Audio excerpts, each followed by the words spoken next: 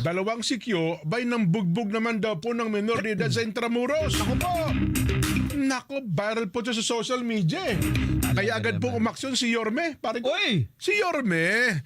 Ay, yan? nako, ha? Lito Atienza. Yes, saktong-saktong hindi ka nagkamali. Erlo Bringas, banatan mo!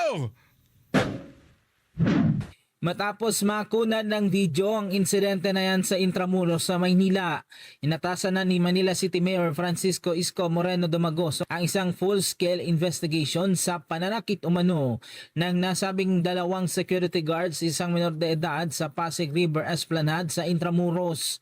Ayon kay Intramuros Administration Chief Attorney John Padilla, sinimulan na ng ahensya ang maghahakbang para ipatigil ang kontrata ng JSL Security Agency matapos arestuin ng dalawa nitong gwardiya na sangkot sa insidente. Binigyan din naman ni Moreno na walang otoridad na mga pribadong gwardiya na magpulis sa mga kalye at iba pang pampublikong lugar na sakop ng Philippine National Police. Ang mga gwardyaan niya ay para magbantay ng mga ari-arian at hindi raw para magpatupad ng batas sa mga pampublikong lugar. Nakatikim naman kay Moreno ng sermon ng dalawang gwardiya. Nakumpirma na na kaya niyong ilagay sa kamay ninyo ang batas dahil kayo'y gwardya. Kung mali na yung bata, di sana, no? Dahil minor de edad, lalo pa, ano ba na may tinawag niyo pulis? Naganap ang insidente bandang alas 9 ng gabi nitong linggo, Pebrero 8 at nagdulot ng pisikal na pinsala sa 17 anyos na biktima na batay sa paunang investigasyon ng mga pulis. Tinatanong ko naman po yung bata kung bakit niya ako pinalo. I-hold ko lang po siya. Bakit niya sinaktan yung kasama ko.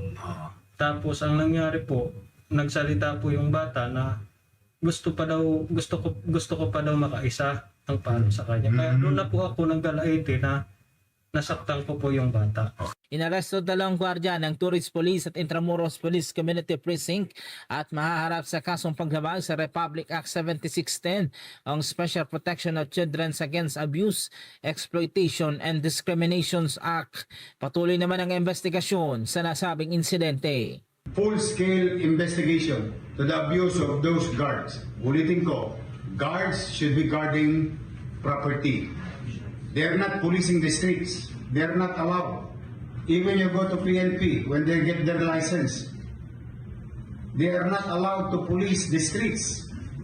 Streets, alleys, boulevards, or any public places is under the PNP or peace and order situation. Yun ang direktiba nila. Hindi natin pwede payagan yung mga gwardiya na ganyan. If this will be not punished, not attended to, then there will be chaos in our streets. Erlo Bringas para sa 100% balita.